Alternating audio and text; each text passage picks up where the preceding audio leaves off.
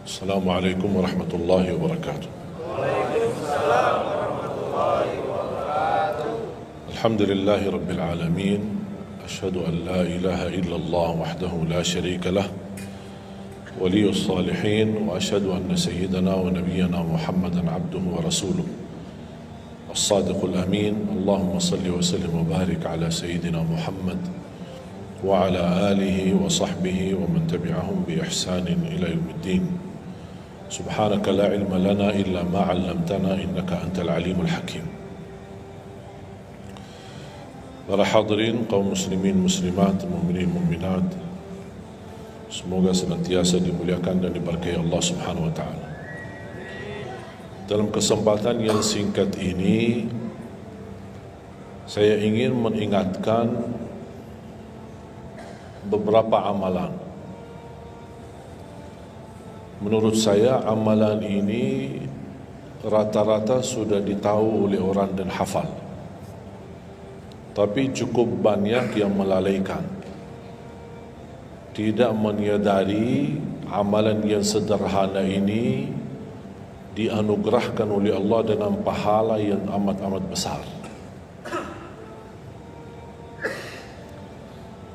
Yang pertama, bacaan Al-Quran.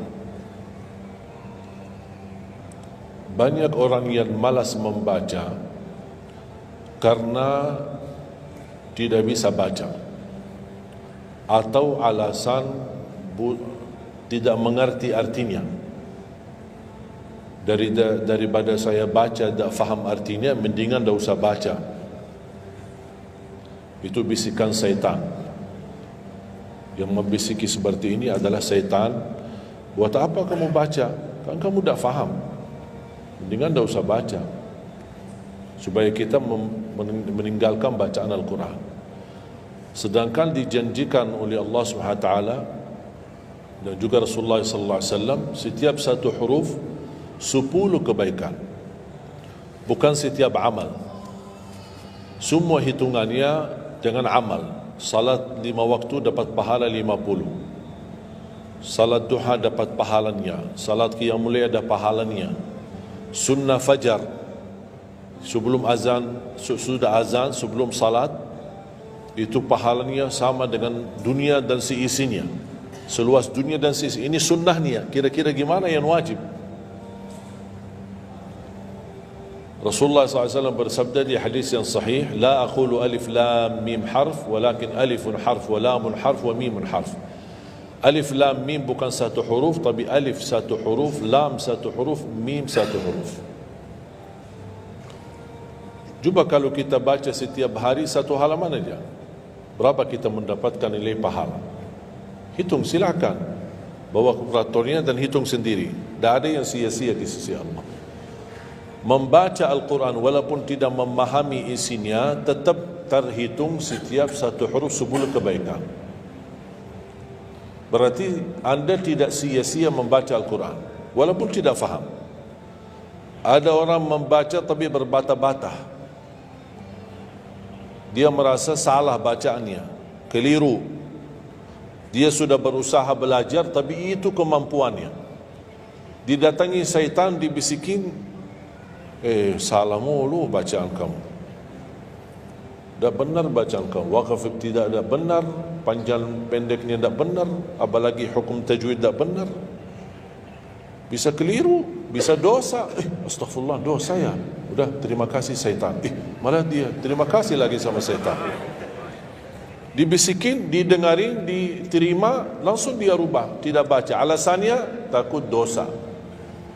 Padahal ada berita gembira dari Rasulullah SAW, al-mahiru bil-Qur'ani ma'as safaratil kiramil barara. Yang mahir dalam membaca Al-Quran, nanti di hari kiamat dia bersama malaikat safara kiram barara. Terus ya Rasulullah, gimana keadaan yang berbata-bata itu? Gimana?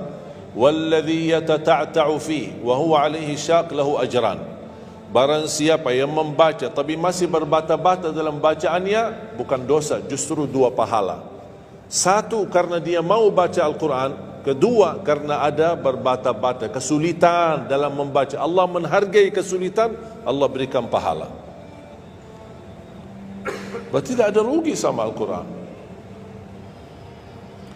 Semenjak saya mengambil keputusan tidak memegang HP, saya sadari betapa banyak kita rugi berjam-jam, berhari-hari, berminggu-minggu, bahkan bertahun-tahun kita jauh dari Al-Quran.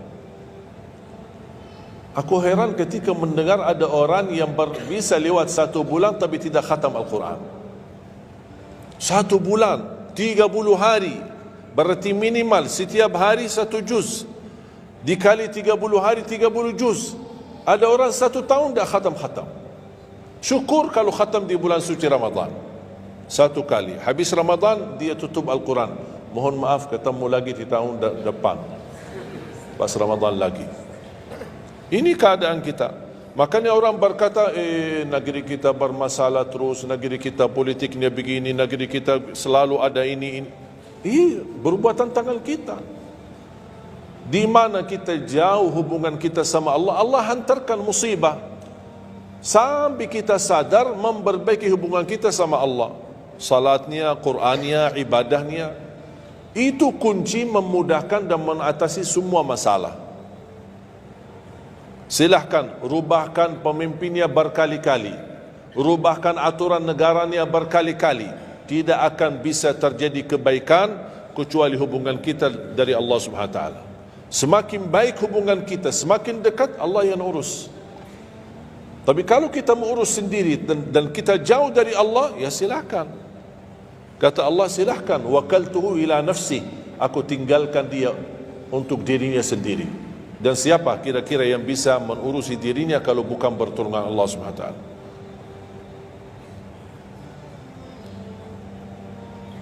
Jangankan bisa khatam Al-Quran dalam 30 hari,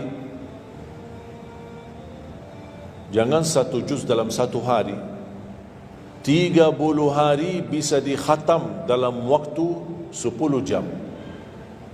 Saya pernah tes, menghitungkan waktu, bawa alarm, membaca dari subuh sampai zuhur. Tiba waktu zuhur, saya stop alarmnya, saya lanjut lagi habis zuhur. Sampai asar, lanjut lagi habis asar, lanjut sampai maghrib.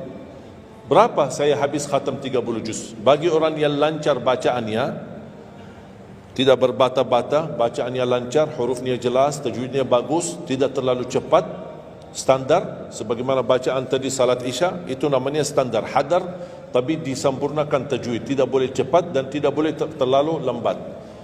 10 jam mampu khatam 30 juz. Saya punya teman sekolah di Madinah, dia berhasil khatam 30 juz dalam waktu 7 jam 49 menit. Makanya aku heran kalau ada orang berkata 1 bulan, mana bisa ya? Tahu enggak apa yang membuat masalah kita kenapa tidak bisa khatam Al-Quran? Karena suka lihat halaman belakang. Begitu buka baru mulai Al-Baqarah, Alif Lam Mim Dzalikal, buka terus halamannya. Sambil baca kita buka 600 sekian, kapan habisnya?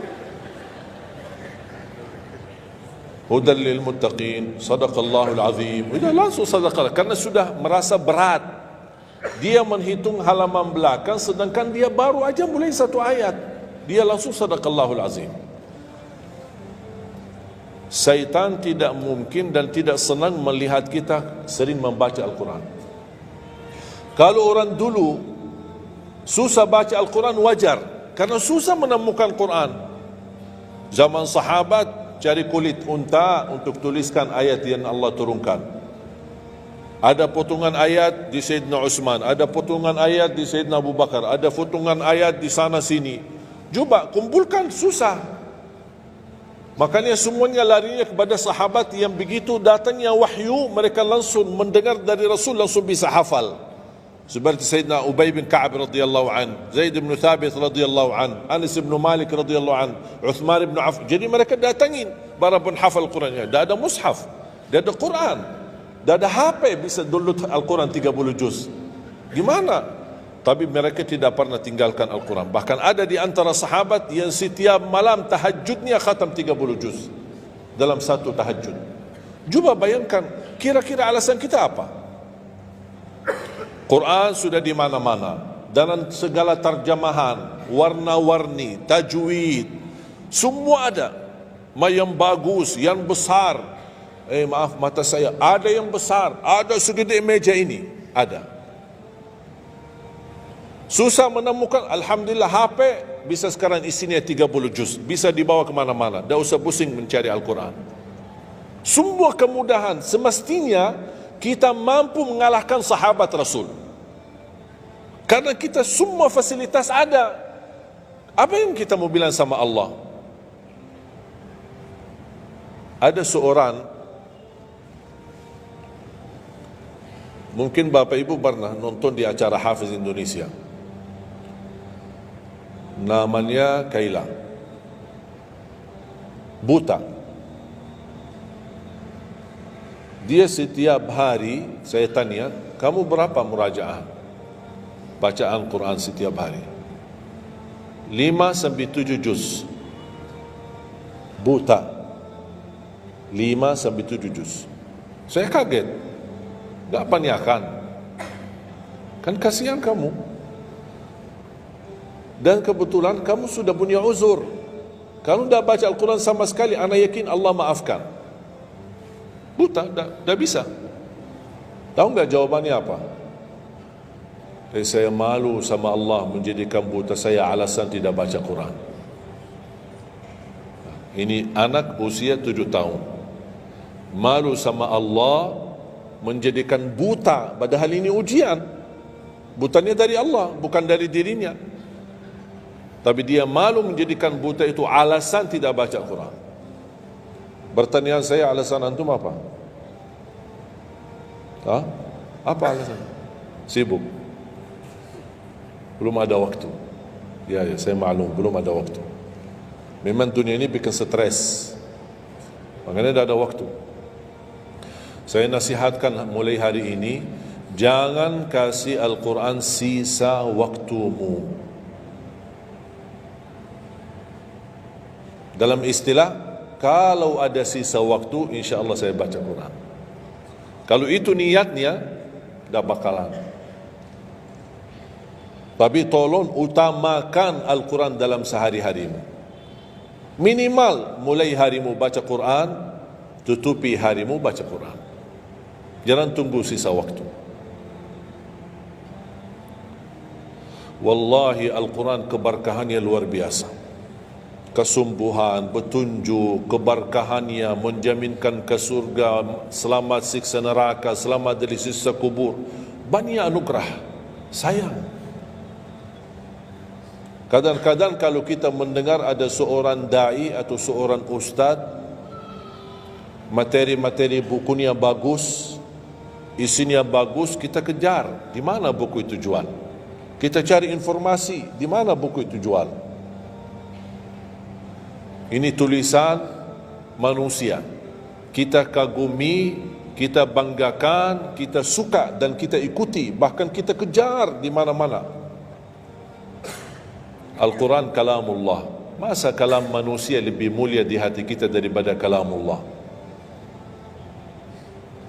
Silahkan boleh kagumi apa penyampaian ustaz, da'i, tapi jangan melebihi apa kata Allah. Jangan kita terharu ketika mendengar seorang berceramah, tapi berkali-kali kita simak ayat suci Al-Quran tidak pernah meneteskan air mata, seperti mendengar surat kabar atau koran. Masalah.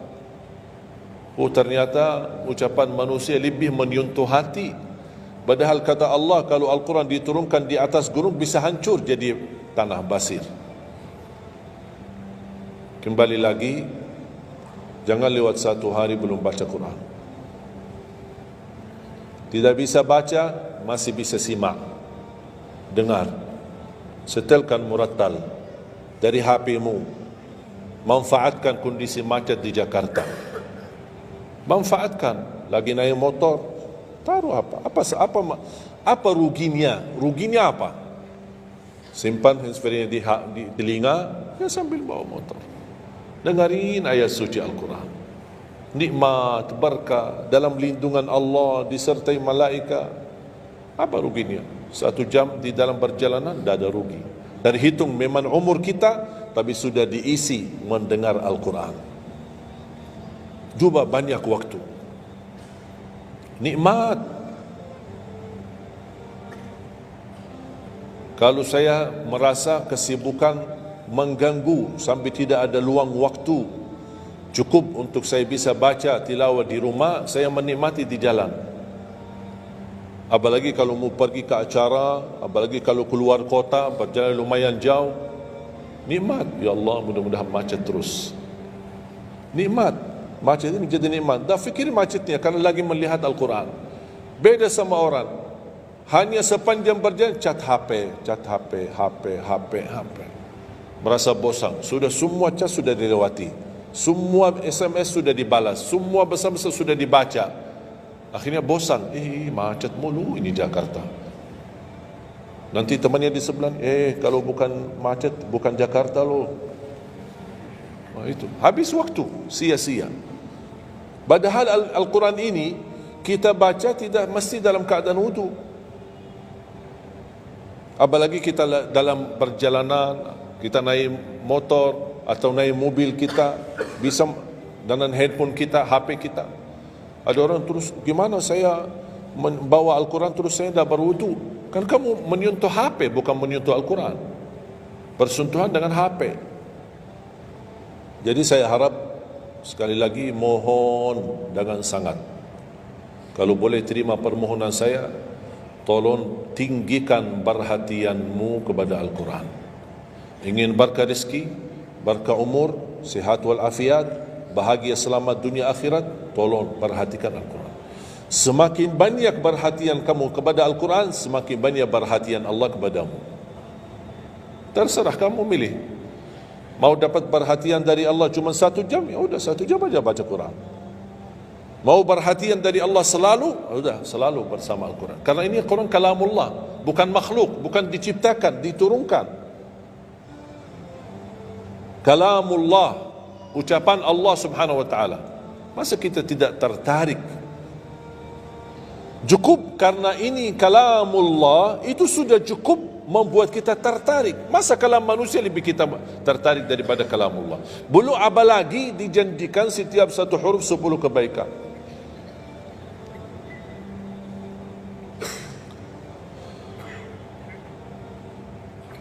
Kira-kira siap? Minimal mulai harimu baca Quran, tutupi harimu baca Quran. Habis bangun, sebelum beraktivitas baca. Baca apa? Bebas. Boleh enggak saya baca sambil khatam tapi saya tidak faham isinya? Boleh. Tetap dapat pahala setiap satu huruf 10 kebaikan. Baca sampai mempelajari isi maknanya, memahami maknanya, lebih besar lagi pahalanya. Membaca, memahami, menhayati lagi, lebih besar lagi pahalanya. Membaca, memahami, menhayati, menamalkan, lebih besar lagi. Kalau tidak bisa meraih semua pahala itu, ya paling minimal pahala bacaan. Kalau saya tidak dapat meraih pahala menhayati, pahala memahami, pahala menamalkan, apalagi saya orang awam tidak begitu mengerti apa yang semestinya saya amalkan, la yukallifullahu nafsan illa wus'aha. Amalkan sesuai kemampuan. Ada pelajaran ayat yang dibacakan tadi, kita bisa ambil maknanya, kita mengambil kesimpulannya. Jangan kita menjadi seperti golongan yang datang hari kiamat malah minta tolong diselamatkan oleh Allah dari neraka. Kalau di hari kiamat tidak bisa saling menolong, tidak bisa. Sekarang kita masih bisa saling membantu dan saling menolong. Dan di antaranya menolong diri sendiri. Jangan menunggu di hari kiamat. Jangan kita bisa menolong, tolong menolong. Di hari kiamat orang tua tidak bisa menolong anaknya. Anaknya pun larikan diri daripada orang tua. Tidak ada yang mau kenal. Cuba baca akhir surat Abasa. Yauma yafirrul mar'u min akhih. Di hari itu kakak adik melarikan dirinya dari saudaranya. Wa ummihi wa abi, melarikan diri pada bapaknya dan ibunya. Biasanya kalau kita ketemu orang tua kita senang, bertemu, mohon doanya. Apalagi yang orang-orang yang tinggi berbakti baik sama orang tuanya, kalau di hari kiamat mau sendiri-sendiri. Jangan kita yang melarikan diri sendiri. Para Nabi dan Rasul semuanya doanya salim salim, ya Allah selamatkan, ya Allah selamatkan. Ini Nabi, kira-kira kita gimana?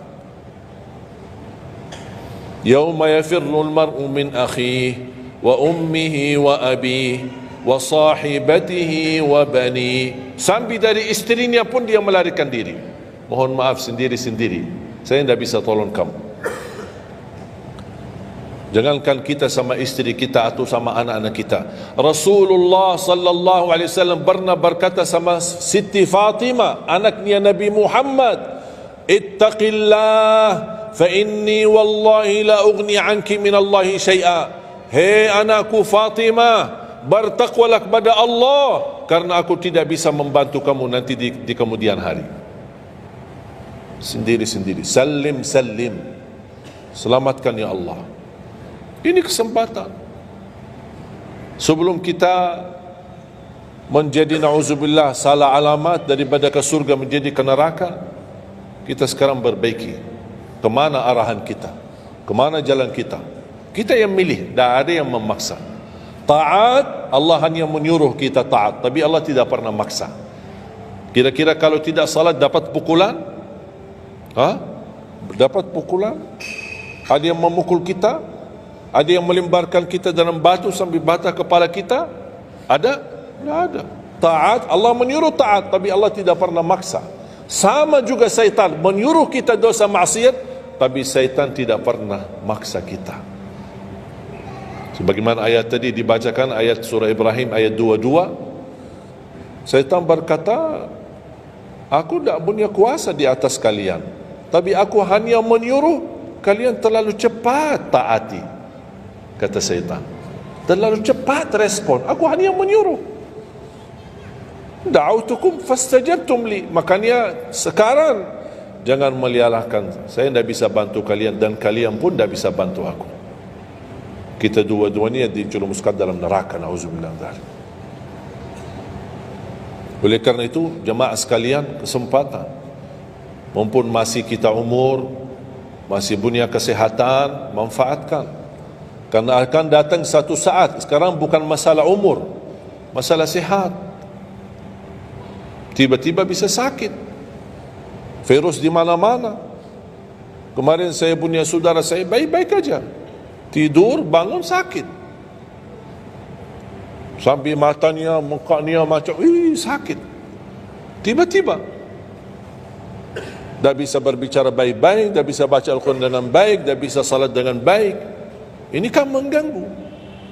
Makanya Rasul mengingatkan, ketika anda sehat dan masih punya umur, jangan sia-siakan, karena akan datang satu saat anda tidak sehat dan tidak bisa maksimal ibadah. Selama anda masih bisa dan mampu maksimal ibadah, manfaatkan, jangan dirugikan.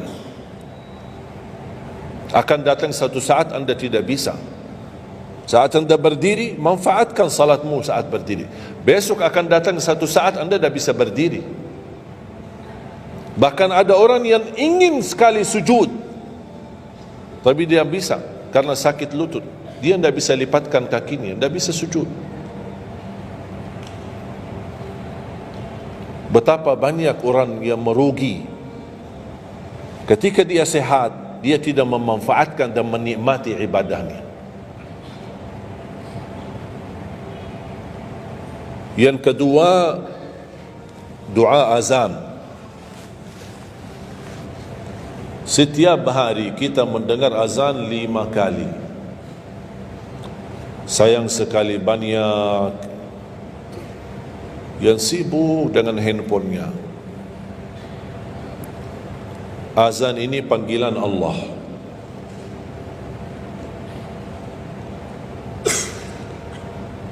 Barang siapa, kata Rasulullah SAW, mengikuti perkataan muazzin,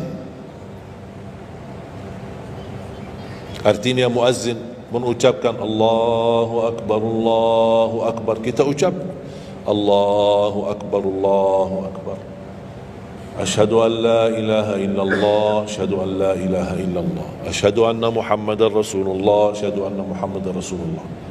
Habis wa asyhadu anna Muhammad Rasulullah, kita berkata wa ana asyhadu an la ilaha illallah wahdahu la syarika lah wa anna Muhammadan abduhu wa rasuluh raditu billahi rabba wa bi Muhammadin nabiyya wa bil islami dina, sebagaimana diriwayatkan Imam Muslim.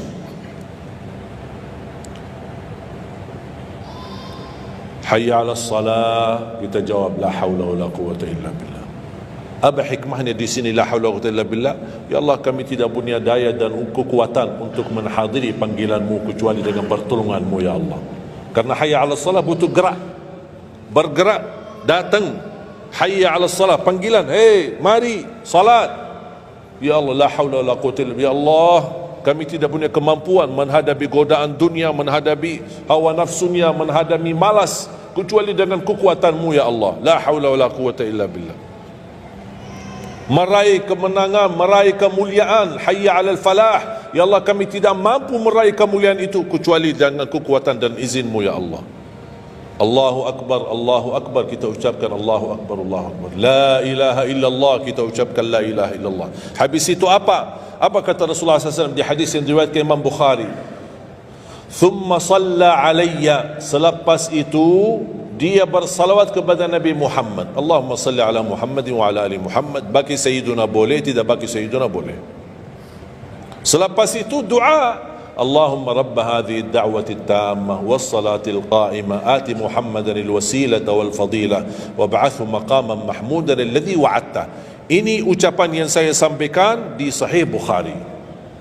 Ada riwayat-riwayat yang lain, Allahumma rabb hadhihi ad-da'wati at-tammah was-salati al-qa'imah ati sayyidina Muhammadan al-wasilata wal-fadilata wad-darajata al-'aliyata ar-rafi'ata min al-jannah wab'athhu maqaman mahmudan alladhi wa'adta innaka la tukhliful mi'ad. Innaka la tukhliful mi'ad. Tambahannya diriwayat Imam An-Nasai dan semuanya sahih. Mau milih mana yang anda hafal, mana anda biasakan, silakan. Mau ambil hadis yang diriwayatkan Imam Bukhari boleh, mau ambil yang diriwayat Imam Nasai boleh. Asal jangan sampai begitu dengar azan tidak mengikuti muazzin dan sia-siakan doa itu. Padahal doa sederhana. Siapa yang tidak hafal? Setiap ditayangkan azan di TV selalu dibacakan Allahumma rabb hadhihi ad-da'wati at-tammah was-salatil qa'imah. Saya pernah tanya guru saya, seandainya ketika saya mendengar azan tapi terlalai dengan kesibukan atau telefon mendadak atau apalah urusan, baru saya menyadari ketika muazzin sampai ke hayya 'alas salah, saya belum mengikuti dari awal. Gimana caranya biar saya tidak rugi dalam pahala? Kata guru saya, ulang sendiri dari awal. Allahu Akbar, Allahu Akbar, Allahu Akbar, Allahu Akbar. Asyhadu an la ilaha illallah, asyhadu an la ilaha illallah, asyhadu anna Muhammadar Rasulullah. Sampai mendapat mengikuti muazzin dalam sisa azannya. Begitu selesai baca doa yang saya tadi sampaikan, apa kata Rasulullah? Barang siapa yang mengamalkan ini, faqad hullat lahu syafa'ati yaumal qiyamah, dijamin dapat syafaatku. 5 kali kesempatan tertulis nama kita, jaminan dapat syafaat Nabi Muhammad, tapi kita sia-siakan. Siapa yang tidak mau syafaat Nabi Muhammad? Ini kesempatan. Jangan tunggu hari kiamat baru saya minta, ya Rasulullah tolong syafaatkan. Ini Rasul sudah menawarkan ini sekarang. Mau enggak dapat syafaatku? Ikuti muazzin dan baca doa azan, kemudian dapat syafaatku. Berapa minit? Tak sampai 2 minit. Ikuti muazzin, selesai azan, doanya tak sampai 2 minit. Allahumma salli ala Muhammadin wa ala ali Muhammad. Allahumma rabb da'wati tamma was salatil qa'imah ati Muhammad. Dan sampai akhir. Innaka la tukhliful mi'ad. Berapa lama? 2 minit? 3 minit? Tak apa-apa, 5 minit. Tapi dapat jaminan syafaat Nabi Muhammad. Hanya waktunya cuma 5 minit. Kira-kira siap? Mulai hari ini. Menurut saya, yang saya sampaikan wallahi sederhana, sangat sederhana, tapi butuh perhatian aja. Butuh perhatian.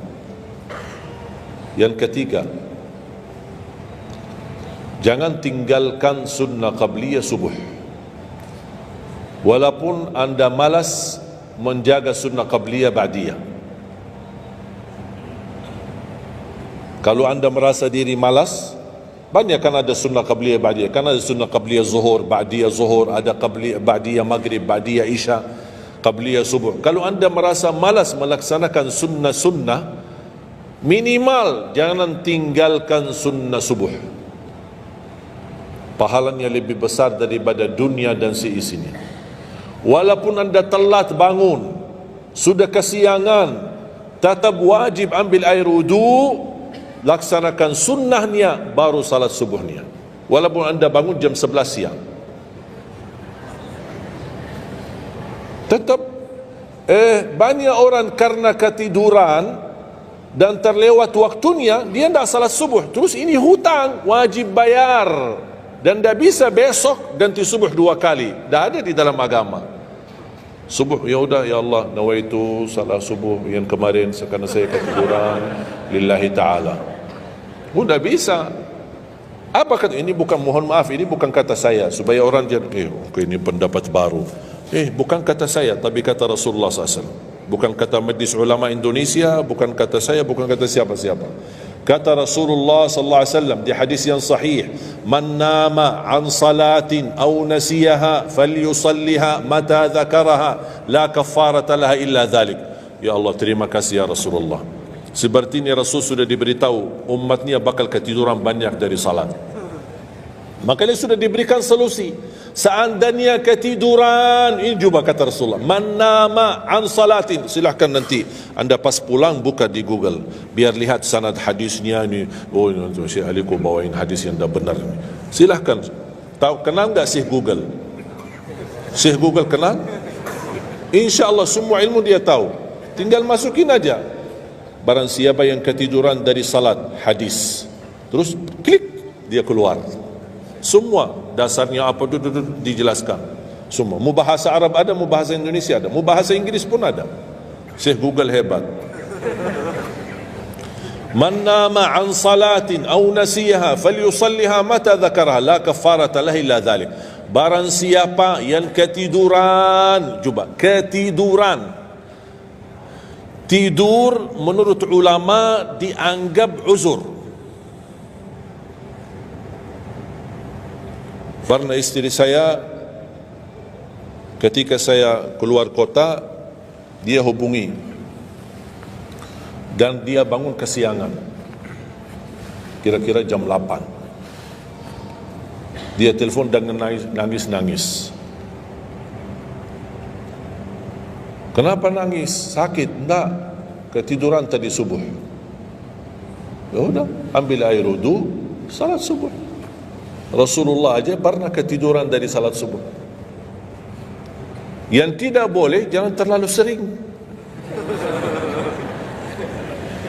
Kalau sekali-kali karena sakit, terlalu lelah, capek, Allah maklumlah kita manusia lemah. Tapi jangan setiap hari ketiduran. Ya Allah, maaf ketiduran ya. Kira-kira di jam kantor, kalau setiap hari kita telat, alasannya, ya maaf bos, ketiduran. Besok lagi alasan yang sama, maaf ketiduran. Besok lagi alasan yang sama. Kira-kira gimana? Dipecat enggak? Dipecat. Malu kita, sama manusia aja tak berani kita dengan alasan yang sama, kita selalu itu aja. Masa sama Allah kita berani? Sekali-kali boleh uzur, capek, sakit, sekali-kali, tapi jangan terlalu sering. Ketika kita bangun jam berapapun wajib laksanakan, karena kata Rasulullah tidak ada kafarah yang lain. Tidak ada kata ganti dengan uang atau ganti dengan sedekah atau ganti dengan, tidak bisa. Tunaikan. Falyusalliha, kata Rasulullah, falyusalliha, segerakan salat itu jam berapapun, walaupun kesiangan.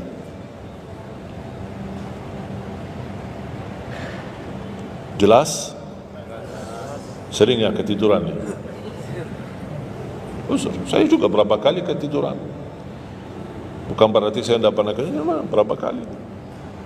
Bisa ada orang habis tahajud, terlalu lelah, capek, dia mau hanya istirahat saja di atas sajadahnya.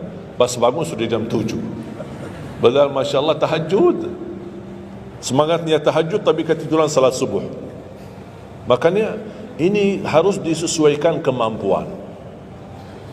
Anda merasa diri kalau salat tahajud 8 rakaat, bangun jam 2, ya Allah kuat, tidak kuat ini. Kembali kepada kemampuan. Tahajud tidak harus 8 rakaat. Tahajud tidak harus 20. 2 rakaat, tutup witir sudah tahajud. Dan tahajud pun salat malam tidak harus tidur dulu. Ada orang, dah harus tidur walaupun tutup mata sebentar terus buka lagi. Ini ilmu baru di Indonesia ini. Saya pernah share satu video, ada satu komen dari jamaah, enggak, saya belajar harus tidur dulu walaupun tutup mata sebentar terus buka lagi. Kembali kepada kemampuan. Ada yang biasa tidur, bangun tengah malam, sepertiga akhir, itu lebih afdal. Tapi ada yang tahu dirinya, kalau saya tidur mana bisa bangun. Udah, mendingan daripada tidak ada tahajud malam itu, mendingan kita salat. Dan ini bukan kata saya, dan bukan kata ulama, tapi kata Rasulullah sallallahu alaihi wasallam. Sebagaimana di hadis yang sahih kata Abu Hurairah radhiyallahu an, pernah Rasulullah menwasiatkan aku jaga witir sebelum tidur. Berarti Rasul mengizinkan kita melaksanakan ibadah salat malam, di antaranya witir sebelum tidur. Umar bin Khattab radhiyallahu anhu punya kebiasaan witir sebelum tidur. Ditanya, kenapa witir sebelum tidur? Dia kata, saya takut meninggal dunia dalam keadaan tidur, belum tertulis nama saya sebagai ahli witir. Saya punya kebiasaan, habis pulang ke rumah, sebelum tidur ambil air wudu, salat 2 rakaat sunnah wudu, kemudian salat 2 rakaat muqaddimah witir, kemudian 1 rakaat witir, baru saya tidur. Kalau dapat bangun lagi, alhamdulillah bisa tahajud, tapi tidak boleh witir lagi karena sudah witir duluan. Sudah faham? Sederhana enggak Islam ini? Sederhana. Banyak orang yang berkeinginan tahajud, berkeinginan salat witir, tapi katanya harus tidur. Saya orang yang berat tidur. Kalau saya tidur mana bangun lagi? Udah, kesempatan bisa anda laksanakan sebelum tidur. Ada orang yang memang tidurnya aja akhir, jam 12, jam 1 baru dia bisa tidur. Ya mendingan daripada tidak salat malam sama sekali, mendingan salat dulu baru tidur. Dapat bangun, alhamdulillah. Tidak dapat bangun, sudah tertulis namamu, sudah salat, sudah ahli witir. Inna Allaha witir, yuhibbul witir, fa'autiru. Allah maha witir, Allah maha witir, Allah cinta witir, jagalah witir.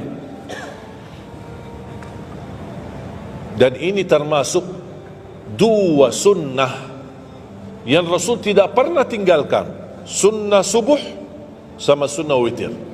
Sakit, sehat, mukim, di dalam kota, musafir, keluar kota, perang, aman, damai, tetap tidak pernah tinggalkan 2 sunnah itu, sunnah subuh sama sunnah witir. Itu kebiasaan Rasulullah SAW. Kalau anda merasa pun sakit, tidak bisa berdiri, tidak bisa qiyam, bisa anda laksanakan witir dalam kondisi duduk. Yang terakhir, ayat al-kursi.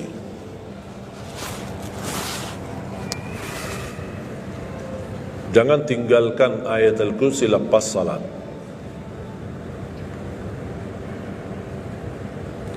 Jangan tinggalkan ayat kursi lepas salat. Salat wajib. Sama ketika mau tidur, cuma 1 ayat, tapi tahu enggak pahalanya apa? Kan habis salat kan ada zikir-zikir kan? Istighfar, tasbih dan yang lain-lain. Di antaranya baca ayat kursi. Tahu enggak pahalanya apa? Ada yang pernah baca pahalanya apa? Barang siapa yang membaca ayat al-kursi setiap habis salat fardu, laisa bainahu wa bainal jannati illa an yamut. Tidak ada sesuatu yang mampu menghalanginya masuk surga kecuali menunggu mati. Cuma baca ayat kursi. Dan ketika mau tidur, lagi buru-buru, ada meeting, ada rapat, ada urusan mendadak, habis salat, astaghfirullah, astaghfirullah, astaghfirullah, Allahumma antas salam wa minkas salam, sampai selesai langsung baca ayat kursi.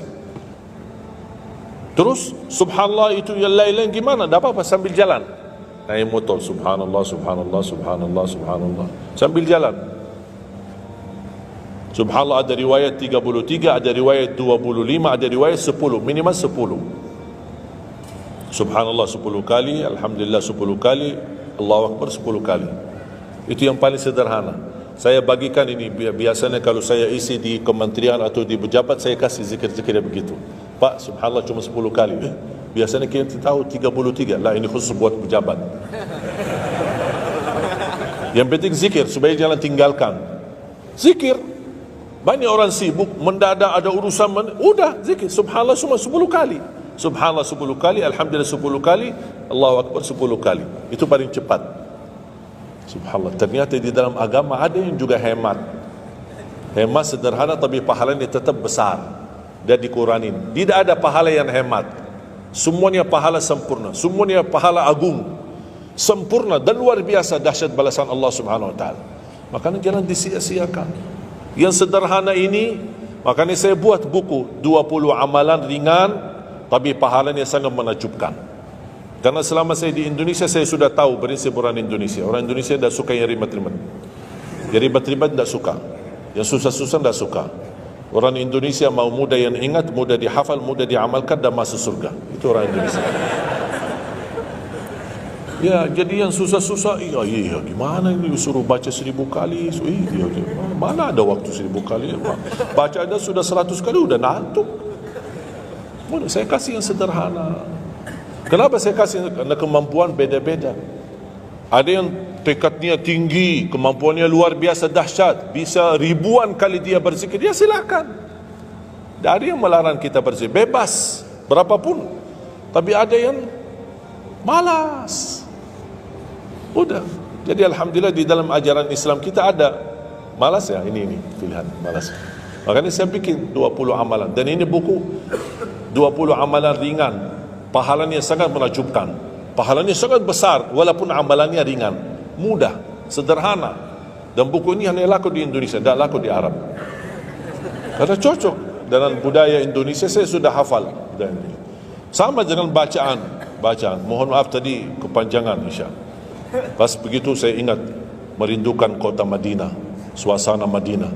Pas di rakaat yang kedua, ya Allah, ini saya di Indonesia ini. Makanya saya tidak jadi panjang rakaat kedua, biar lebih cepat. Karena memang budaya ini tidak bisa panjang-panjang, lama-lama tidak bisa. Kalau kulhu bisa dibagi 2, terima kasih. Kita lihat tarawih kan salah satu contoh tarawih. Walaupun 23 rakaat jumlahnya banyak, tapi ayatnya pendek. Al-hakum qul al-asr qul huwal humazah qul huwa, itu ya kan. Ini budaya. Kita kan hormati budaya, harus belajar. Walaupun ada sekarang ada beberapa masjid yang panjang, ya kembali kepada kemampuan, tapi tidak boleh saling menyalahkan. Ada orang yang suka, enggak, saya mau yang qul hu qul, ya udah sana. Masih qul hu di sana, masih kita beda. Yang penting kita bisa jaga salat. Dan yang terbinting dalam salat ini adalah yang terjaga kekhusyuan. Bukan masalah jumlahnya, bukan masalah kepanjangannya, tapi kekhusyuan. Tumaknina, karena tumaknina rukun dalam ibadah salat. Sama seperti rukun qiyam, rukun baca al-fatihah. Tumaknina. Apa itu tumaknina? Ketenangan dalam salat. Bacaannya tenang, gerakannya tenang. Bukan kejar-kejaran. Imamnya baru baca Al-Fatihah, sudah amin, imam makmum belum selesaikan ini, terus dikejar imam. Imam Allahu Akbar, sami Allahu bihamdihi, Allahu Akbar, Allahu Akbar, Allahu Akbar. Imam makmum jadi kasihan. Kejar, dia tidak bisa baca. Makmum, wallahi makmum tidak bisa baca apa-apa. Hanya fokusnya bisa kejar imam. Yang penting jangan sampai tertinggal imam. Yang saya fikirkan, kasihan yang tua-tua, bapak-bapak. Gimana yang bapak-bapak? Kalau yang muda-muda masih bisa kejar imam, terus yang bapak-bapak gimana? Setiap gerakannya batuk 10 kali. Rukuk batuk lagi, sujud batuk lagi. Karena pelan-pelan gerakannya. Saya pernah ada satu kejadian ketika masuk salah satu kampung, kita lewati, saya mampir, samping saya ada bapa lumayan tua, gerakannya juga pelan-pelan. Yang saya kasihan, Imam Allahu Akbar. Saya suka pas ketika takbir, Allah, Bismillahirrahmanirrahim, Alhamdulillahirrahmanirrahim, Astagfirullahaladzim, saya takbir. Barusan enak, takbirnya enak kok, bacanya kenapa enggak? Ini pelan-pelan aja, santai aja, santai. Walaupun baca satu ayat dua enggak, bukan masalah berapa banyak bacaannya. Yang penting kekhusyuan, tumakninah, karena rukun tumakninah. Allahu Akbar, sami'allahu liman hamidah. Saya lihat bapa ini yang sebelah saya. Saya masih bisa kejar imam. Bapa ini enggak kejar-kejar. Imam sudah rukuk, bapa belum rukuk. Begitu imam sami'allahu liman hamidah, bapa enggak jadi rukuk, dia ikut sami'allahu liman hamidah. Astaghfirullahalazim. Bas sujud, kita sudah sujud 2 kali, bapa kan pelan-pelan sambil batuk. Terus dia turun sujud. Pas dalam kondisi sujud, kita sudah berdiri, bapa kan baru dia turun, dia berdiri lagi. Astaghfirullahaladzim. Pas di rakaat yang kedua, saya megang tangannya, Pak, kita pulang aja deh, biar bapak salat di rumah. Kasihan bapak tidak bisa salat, tidak bisa rukun, tidak bisa sujud, tidak bisa apa-apa. Makanya tumakninah bukan wajib, bukan sunnah, tapi rukun dalam salat. Dan tidak sah, walaupun salat sunnah, tidak sah salatnya seorang kalau dia tidak membawa tumakninah. Tidak sah. Disyiarkan, disharekan, diviralkan, dia bilang ada 23 rakaat 7 minit. Menurut saya tidak usah panjang lebar dibahas. Tidak sah, sudah selesai. Karena meninggalkan, sama dengan orang salat tapi tidak baca Al-Fatihah. Kira-kira sah tidak? Tidak sah. Gimana kira-kira bacaan Al-Fatihah? Oleh kerana itu jemaah sekalian, mari kita sama-sama, apalagi tidak lama lagi kita menyambut bulan suci Ramadan. Saya harap kita mencintai budaya kita, mencintai negeri kita, tapi harus hal yang perlu diluruskan, harus diluruskan. Apalagi yang terkait ibadah salat, tarawih. Tidak masalah masjid 11 rakaat, ada masjid 23 rakaat, jangan ribut. Tidak masalah. Yang mau 11 silahkan, yang mau 23 silahkan. Yang penting kita bisa melaksanakan salat dengan baik. Apalagi alhamdulillah sudah sekarang muncul banyak para imam-imam, pemuda-pemuda yang bacaannya merdu, yang bacaannya indah. Kita bisa menikmati suasana bulan suci Ramadan. Bacaannya tidak mesti panjang-panjang. Walaupun rata-rata di Indonesia jarang kita menemukan masjid yang khatam. Dulu saya ingat waktu saya masih di Lombok, kita ingat salat tarawih khatam 30 juz, dan salat tahajud di 10 malam terakhir khatam lagi 30 juz. 2 kali kita khatam dalam 1 bulan Ramadan. Tapi ini karena permintaan dari lingkungan dan jamaah. Kalau tidak ada permintaan susah. Apalagi orang baru datang. Saya sering memperhatikan orang baru datang kayaknya salah masuk masjid. Pas begitu melihat imamnya kepanjangan, ini masjid apaan ini, mundur ke belakang. Pernah saya pas ketika lihat ada makmum mundur, saya baru masuk. Bapak mau kemana? Mau ambil wudu lagi. Pas habis salat saya tarik kanan kiri, tidak ada. Ternyata ambil wudu di rumahnya. Jadi karena tidak semua bisa, makanya tidak boleh kita saling menyalahkan, tapi kita harus saling mengingatkan. Saling mengingatkan. Mari kita sama-sama menjaga ibadah yang benar. Mari kita sama-sama menjaga ibadah yang khusyuk, ibadah yang tumakninah. Mudah-mudahan amalan-amalan yang saya sampaikan tadi, mudah-mudahan bisa diingat, bisa dihafal dan mudah diamalkan. Masih ingat kan? Atau perlu saya ulang? Amalan pertama, Quran. Minimal mulai harimu baca Quran, tutupi harimu baca Quran. Yang kedua, ikuti muazzin. Sama juga disertai doa azan, karena jaminan dapat syafaat Nabi Muhammad SAW. Yang ketiga, jangan tinggalkan qabliyah subuh sesudah azan. Walaupun anda bangun telat, melaksanakan salat subuhnya tetap didahulukan dengan salat sunnahnya. Terus yang keempat, Witir. Witir. Jangan lewat satu malam belum witir. Walaupun anda bisa laksanakan witir habis salat sunnah ba'diyah Isya atau sebelum tidur anda di rumah bisa laksanakan witirnya. Terus yang yang keenam, ayat kursi setiap habis salat fardu. Mudah-mudahan insyaAllah amalan ini yang sederhana mudah-mudahan bisa kita jaga. Walaupun sederhana, tapi saya yakin akan membantu menjadikan banyak perubahan dalam kehidupan kita. Akan bertambah keberkahan, ketenangan. Kita akan merasa jauh lebih sejuk, bahkan jauh lebih nikmat untuk kita beribadah. Baru saya ingat satu hal, sedekah. Kalau bisa, sedekah subuh. Pengalaman saya, dari semua pelajaran yang saya pelajari, saya menemukan sedekah semua waktu baik. Jumat, waktu majlis ilmu, habis majlis ilmu, semua sedekah itu baik.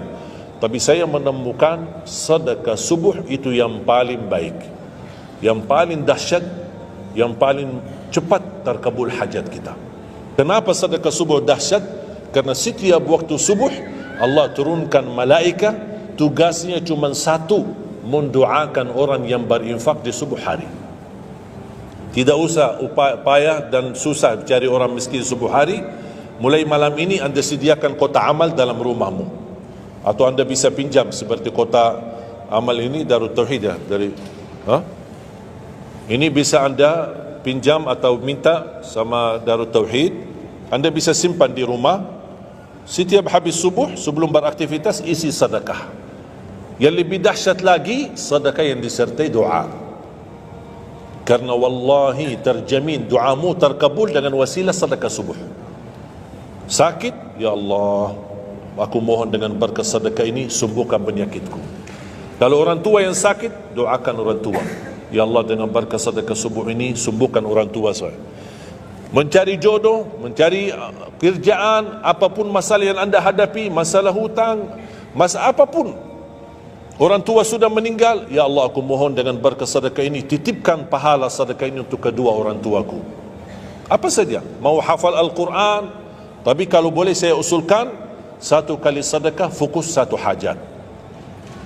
Jangan sedekahnya koin tapi doanya sampai terbit matahari. Malu sama Allah. Kelamaan doanya, sampai malaikat tulis doanya, kelamaan.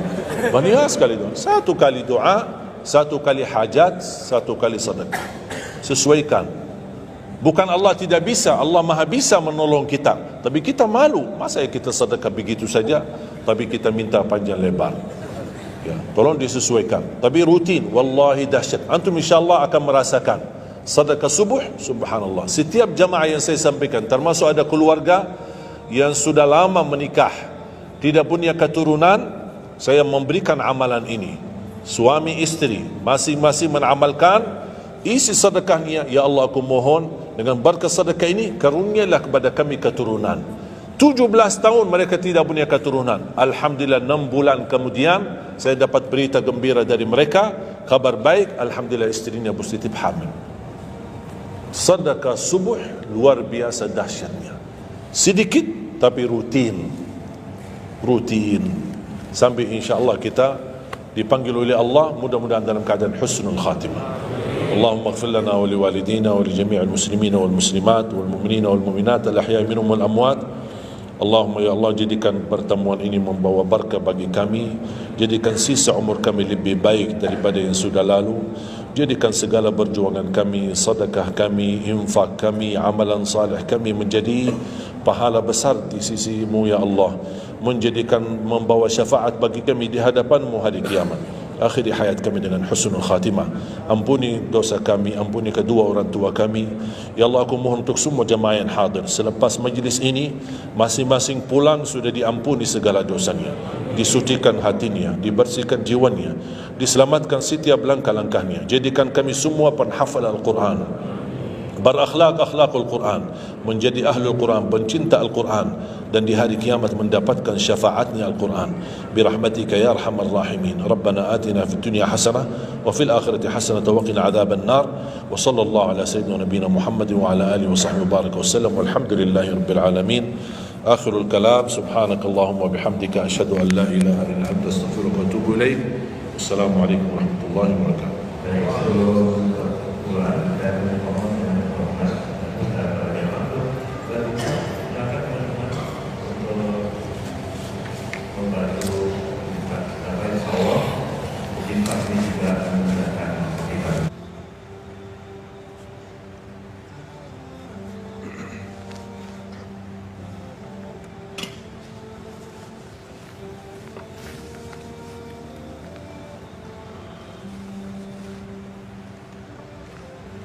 Bismillahirrahmanirrahim.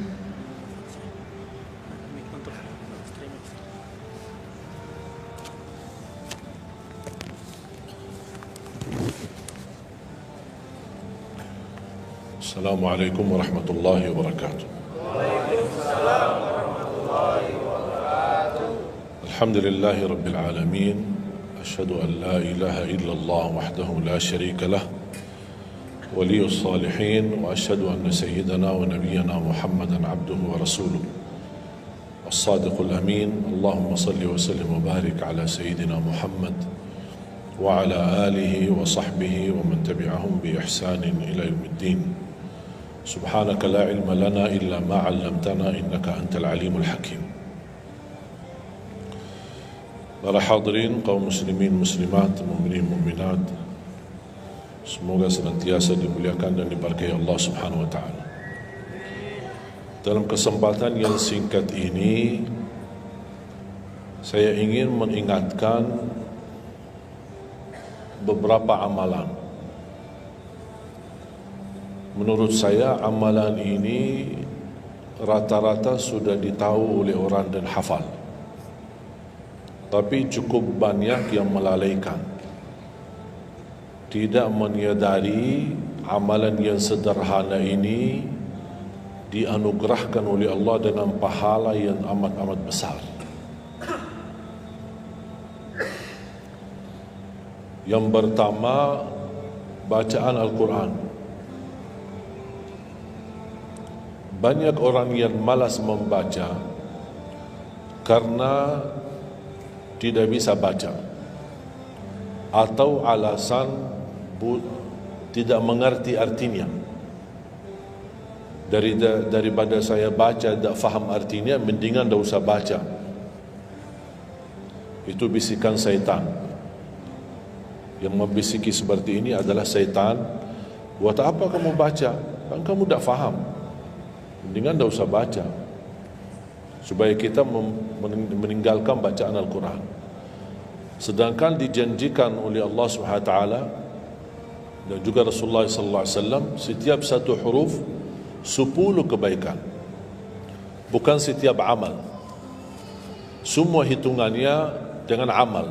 Salat 5 waktu dapat pahala 50, salat duha dapat pahalanya, salat qiyamul lail ada pahalanya, sunnah fajar sebelum azan, sudah azan sebelum salat, itu pahalanya sama dengan dunia dan seisinya, seluas dunia dan seisinya. Ini sunnahnya. Kira-kira gimana yang wajib? Rasulullah SAW bersabda di hadis yang sahih, la aqulu alif lam mim harf, walakin alifun harf wa lamun harf wa mimun harf. Alif lam mim bukan satu huruf, tapi alif satu huruf, lam satu huruf, mim satu huruf.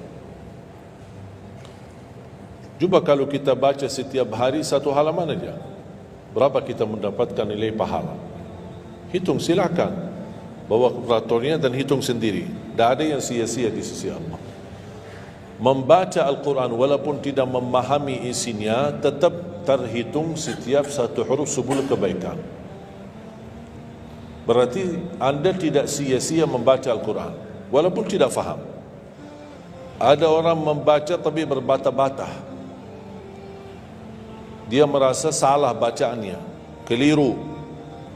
Dia sudah berusaha belajar tapi itu kemampuannya. Didatangi syaitan, dibisikin, salah mulu bacaan kamu, tak benar bacaan kamu, wakaf tidak ada benar, panjang pendeknya tak benar, apalagi hukum tajwid tak benar.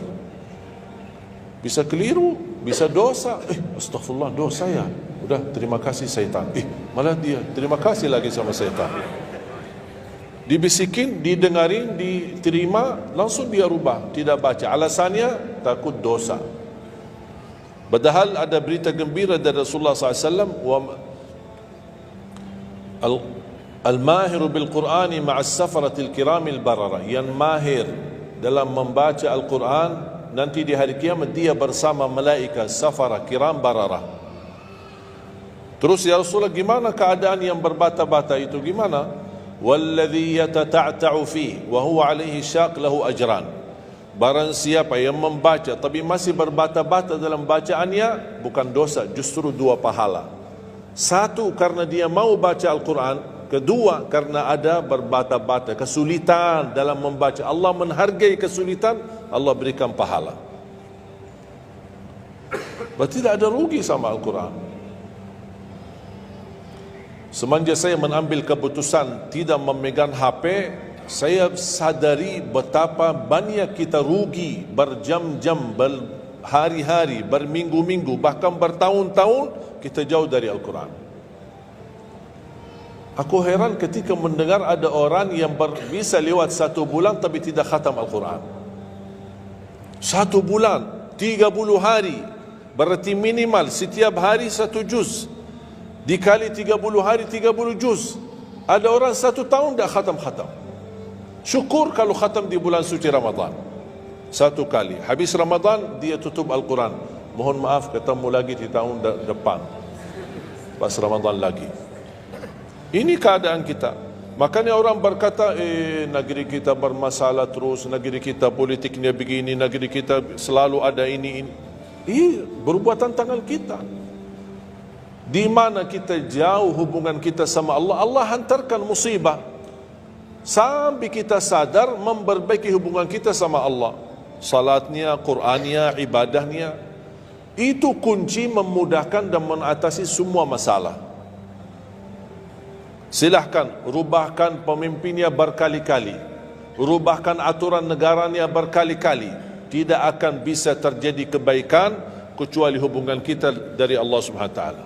Semakin baik hubungan kita, semakin dekat, Allah yang urus. Tapi kalau kita mengurus sendiri dan kita jauh dari Allah, ya silakan. Kata Allah, silahkan. Wakaltuhu ila nafsi, aku tinggalkan dia untuk dirinya sendiri.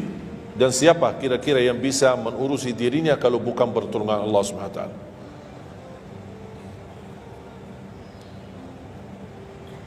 Jangankan bisa khatam Al-Quran dalam 30 hari,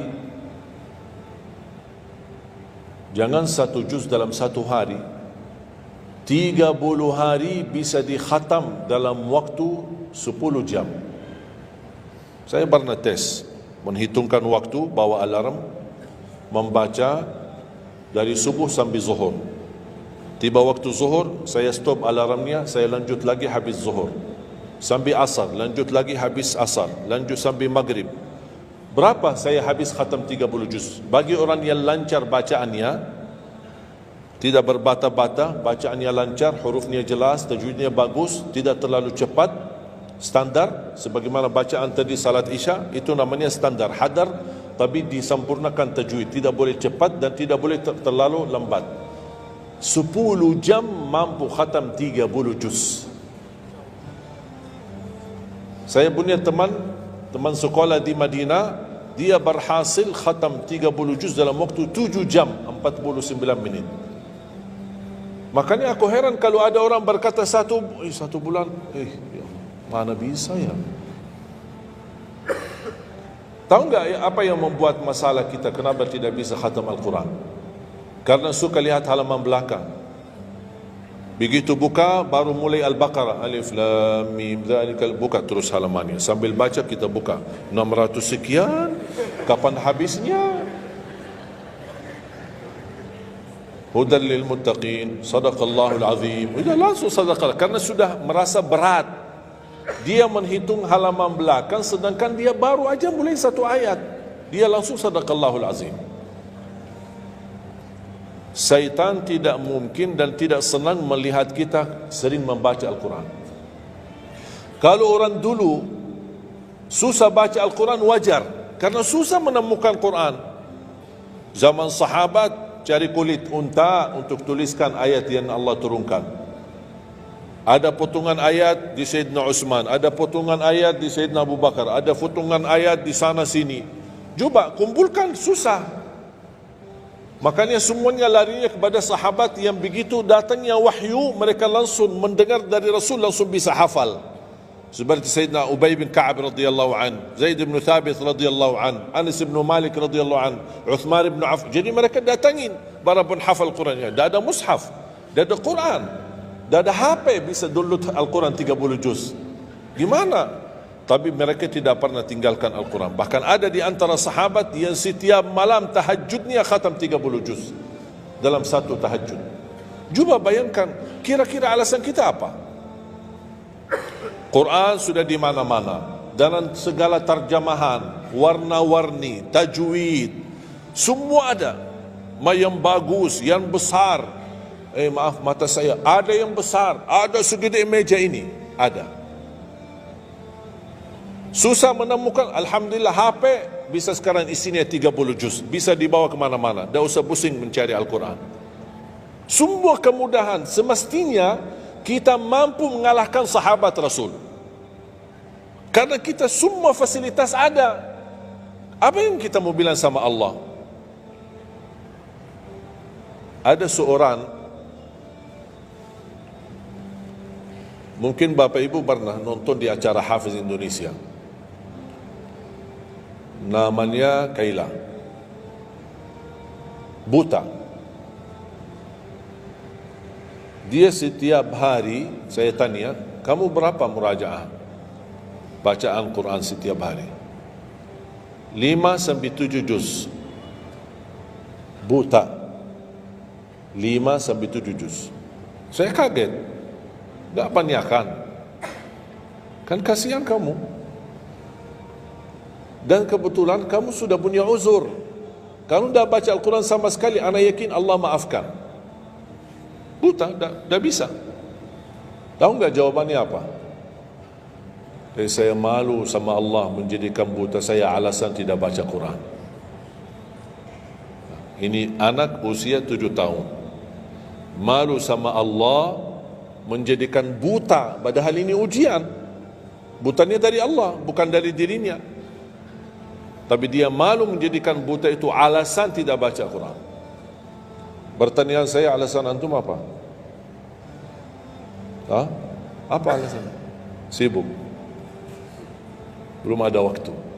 Ya, saya maklum, belum ada waktu. Memang dunia ini bikin stres, makanya tidak ada waktu. Saya nasihatkan mulai hari ini, jangan kasih Al-Quran sisa waktumu. Dalam istilah, kalau ada sisa waktu, insya Allah saya baca Quran. Kalau itu niatnya, dah bakalan. Tapi tolong utamakan Al-Quran dalam sehari-harimu. Minimal mulai harimu baca Quran, tutupi harimu baca Quran. Jangan tunggu sisa waktu. Wallahi Al-Quran keberkahannya luar biasa. Kesumbuhan, petunjuk, keberkahannya menjaminkan ke surga, selamat siksa neraka, selamat dari siksa kubur. Banyak anugerah. Sayang, kadang-kadang kalau kita mendengar ada seorang da'i atau seorang ustaz, materi-materi bukunya bagus, isinya bagus, kita kejar. Di mana buku itu jual? Kita cari informasi, di mana buku itu jual? Ini tulisan manusia. Kita kagumi, kita banggakan, kita suka dan kita ikuti, bahkan kita kejar di mana-mana. Al-Quran kalamullah. Masa kalam manusia lebih mulia di hati kita daripada kalamullah? Silahkan, boleh kagumi apa penyampaian ustaz, da'i, tapi jangan melebihi apa kata Allah. Jangan kita terharu ketika mendengar seorang berceramah, tapi berkali-kali kita simak ayat suci Al-Quran tidak pernah meneteskan air mata, seperti mendengar surat kabar atau koran. Masalah. Oh, ternyata ucapan manusia lebih menyentuh hati. Padahal kata Allah, kalau Al-Quran diturunkan di atas gunung bisa hancur jadi tanah basir. Kembali lagi, jangan lewat satu hari belum baca Quran. Tidak bisa baca, masih bisa simak, dengar, setelkan murattal dari HP-mu. Manfaatkan kondisi macet di Jakarta. Manfaatkan, lagi naik motor, taruh apa ruginya? Ruginya apa? Simpan handsfree di telinga, ya sambil bawa motor. Dengarin ayat suci Al-Quran. Nikmat, berkah, dalam lindungan Allah, disertai malaikat. Apa ruginya? 1 jam di dalam perjalanan, tidak ada rugi. Terhitung memang umur kita, tapi sudah diisi mendengar Al-Quran. Juga banyak waktu. Nikmat. Kalau saya merasa kesibukan mengganggu sampai tidak ada luang waktu cukup untuk saya bisa baca tilawah di rumah, saya menikmati di jalan. Apalagi kalau mau pergi ke acara, apalagi kalau keluar kota, berjalan lumayan jauh, nikmat. Ya Allah, mudah-mudahan macet terus. Nikmat. Macet itu menjadi nikmat. Dah fikir macetnya karena lagi melihat Al-Quran. Beda sama orang, hanya sepanjang berjalan cat HP, HP. Merasa bosan, sudah semua cat sudah dilewati, semua SMS sudah dibalas, semua besar-besar sudah dibaca. Akhirnya bosan, macet mulu ini Jakarta. Nanti temannya di sebelah, kalau bukan macet, bukan Jakarta loh. Nah, itu habis waktu, sia-sia. Padahal Al-Quran ini kita baca tidak mesti dalam keadaan wudu. Apalagi kita dalam perjalanan, kita naik motor atau naik mobil, kita bisa dengan handphone kita, HP kita. Ada orang terus, gimana saya membawa Al-Quran terus saya tidak berwudu? Kan kamu menyentuh HP, bukan menyentuh Al-Quran. Persentuhan dengan HP. Jadi saya harap, sekali lagi mohon dengan sangat, kalau boleh terima permohonan saya, tolong tinggikan perhatianmu kepada Al-Quran. Ingin berkah rezeki, berkah umur, sihat wal afiat, bahagia selamat dunia akhirat, tolong perhatikan Al-Quran. Semakin banyak perhatian kamu kepada Al-Quran, semakin banyak perhatian Allah kepadamu. Terserah kamu milih. Mau dapat perhatian dari Allah cuma 1 jam, ya udah 1 jam aja baca Quran. Mau perhatian dari Allah selalu, udah selalu bersama Al-Quran. Karena ini Al-Quran kalamullah, bukan makhluk, bukan diciptakan, diturunkan. Kalamullah, ucapan Allah subhanahu wa ta'ala. Masa kita tidak tertarik? Cukup karena ini kalamullah, itu sudah cukup membuat kita tertarik. Masa kalam manusia lebih kita tertarik daripada kalamullah? Belum apalagi dijanjikan setiap satu huruf 10 kebaikan.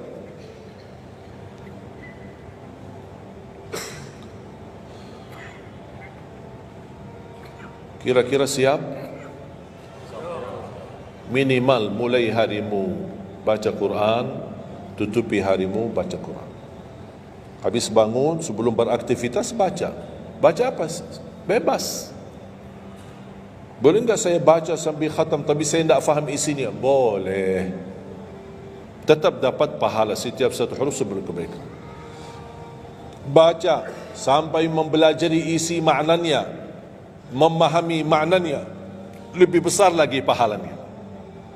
Membaca, memahami, menhayati lagi, lebih besar lagi pahalanya. Membaca, memahami, menhayati, menamalkan, lebih besar lagi. Kalau tidak bisa meraih semua pahala itu, ya paling minimal pahala bacaan. Kalau saya tidak dapat meraih pahala menhayati, pahala memahami, pahala menamalkan, apalagi saya orang awam tidak begitu mengerti apa yang semestinya saya amalkan, la yukallifullahu nafsan illa wus'aha. Amalkan sesuai kemampuan. Ada pelajaran ayat yang dibacakan tadi, kita bisa ambil maknanya, kita mengambil kesimpulannya. Jangan kita menjadi seperti golongan yang datang hari kiamat malah minta tolong diselamatkan oleh Allah dari neraka. Kalau di hari kiamat tidak bisa saling menolong, tidak bisa. Sekarang kita masih bisa saling membantu dan saling menolong. Dan di antaranya menolong diri sendiri. Jangan menunggu di hari kiamat. Jangan kita bisa menolong, tolong menolong. Di hari kiamat orang tua tidak bisa menolong anaknya. Anaknya pun larikan diri daripada orang tua.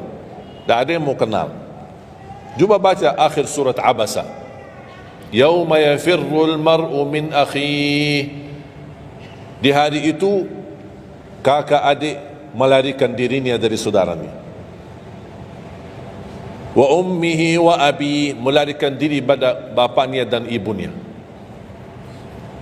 Biasanya kalau kita ketemu orang tua, kita senang bertemu, mohon doanya. Apalagi yang orang-orang yang tinggi berbakti baik sama orang tuanya. Kalau di hari kiamat mau sendiri-sendiri.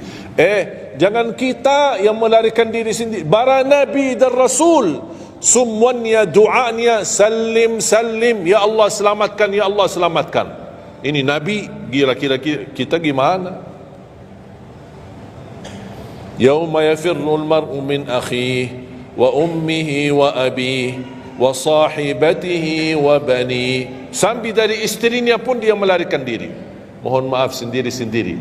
Saya tidak bisa tolong kamu. Jangankan kita sama istri kita atau sama anak-anak kita. Rasulullah sallallahu alaihi wasallam pernah berkata sama Siti Fatimah, anaknya Nabi Muhammad, ittaqillah fa inni wallahi la ugni anki min Allahi syai'a. Hei anakku Fatimah, bertakwalah kepada Allah, karena aku tidak bisa membantu kamu nanti di kemudian hari. Sendiri-sendiri. Salim salim. Selamatkan ya Allah. Ini kesempatan. Sebelum kita menjadi na'udzubillah salah alamat daripada ke surga menjadi ke neraka, kita sekarang perbaiki kemana arahan kita, kemana jalan kita. Kita yang milih, tidak ada yang memaksa. Taat, Allah hanya menyuruh kita taat, tapi Allah tidak pernah maksa. Kira-kira kalau tidak salat dapat pukulan? Dapat pukulan? Ada yang memukul kita? Ada yang melemparkan kita dalam batu sambil bata kepala kita? Ada? Tidak ada. Taat, Allah menyuruh taat, tapi Allah tidak pernah maksa. Sama juga syaitan, menyuruh kita dosa maksiat, tapi syaitan tidak pernah maksa kita. Sebagaimana ayat tadi dibacakan, ayat surah Ibrahim ayat 22. Syaitan berkata, aku tidak punya kuasa di atas kalian, tapi aku hanya menyuruh kalian terlalu cepat taati. Kata syaitan, terlalu cepat respon, aku hanya menyuruh. Da'autukum fastajabtum li. Makanya sekarang jangan melialahkan, saya tidak bisa bantu kalian dan kalian pun tidak bisa bantu aku. Kita dua-duanya dijerumuskan dalam neraka, na'udzubillah dzalik. Oleh karena itu jemaah sekalian, kesempatan, mumpun masih kita umur, masih punya kesehatan, manfaatkan. Karena akan datang satu saat, sekarang bukan masalah umur, masalah sehat. Tiba-tiba bisa sakit, virus di mana-mana. Kemarin saya punya saudara saya baik-baik aja, tidur bangun sakit, sampai matanya, mukanya macam sakit. Tiba-tiba dah bisa berbicara baik-baik, dah bisa baca Al-Quran dengan baik, dah bisa salat dengan baik. Ini kan mengganggu. Makanya Rasul mengingatkan, ketika anda sehat dan masih punya umur, jangan sia-siakan, karena akan datang satu saat anda tidak sehat dan tidak bisa maksimal ibadah. Selama anda masih bisa dan mampu maksimal ibadah, manfaatkan, jangan dirugikan.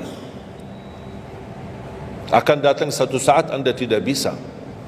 Saat anda berdiri, manfaatkan salatmu saat berdiri. Besok akan datang satu saat anda tidak bisa berdiri. Bahkan ada orang yang ingin sekali sujud, tapi dia bisa karena sakit lutut. Dia tidak bisa lipatkan kakinya, tidak bisa sujud.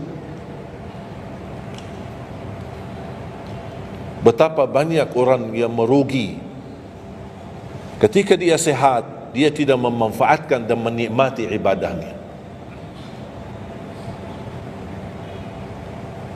Yang kedua, doa azan. Setiap hari kita mendengar azan 5 kali. Sayang sekali banyak yang sibuk dengan handphonenya. Azan ini panggilan Allah.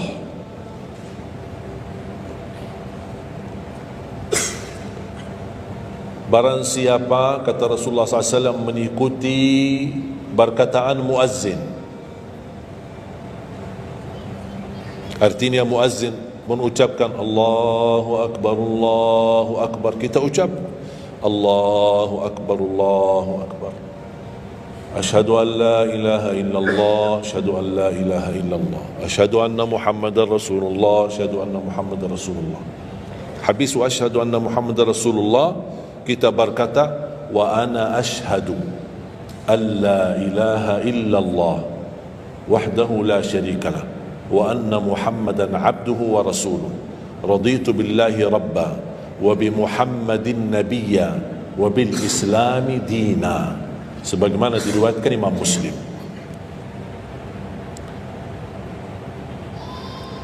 Hayya 'ala salah, kita jawab la haula wala quwwata illa billah. Apa hikmahnya di sini la haula wala quwwata illa billah? Ya Allah, kami tidak punya daya dan kekuatan untuk menghadiri panggilan-Mu kecuali dengan pertolongan-Mu ya Allah. Karena hayya 'ala salah butuh gerak, bergerak, datang.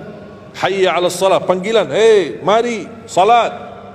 Ya Allah, la haula wala quwwata illa billah. Ya Allah, kami tidak punya kemampuan menghadapi godaan dunia, menghadapi hawa nafsunya, menghadapi malas kecuali dengan kekuatan-Mu ya Allah. La haula wala quwwata illa billah. Meraih kemenangan, meraih kemuliaan, hayya 'alal falah. Ya Allah, kami tidak mampu meraih kemuliaan itu kecuali dengan kekuatan dan izin-Mu ya Allah. Allahu Akbar, Allahu Akbar, kita ucapkan Allahu Akbar, Allahu Akbar. La ilaha illallah, kita ucapkan la ilaha illallah. Habis itu apa? Apa kata Rasulullah SAW di hadis yang diriwayatkan Imam Bukhari? Thumma salla alayya, selepas itu dia bersalawat kepada Nabi Muhammad. Allahumma salli ala Muhammadin wa ala ali Muhammad. Bagi Sayyiduna boleh, tidak bagi Sayyiduna boleh. Selepas itu doa, Allahumma rabba hadhihi ad-da'wati at-tammah was-salati al-qa'imah ati Muhammadan al-wasilata wal-fadilah wab'athhu maqaman mahmudan alladhi wa'adta. Ini ucapan yang saya sampaikan di Sahih Bukhari.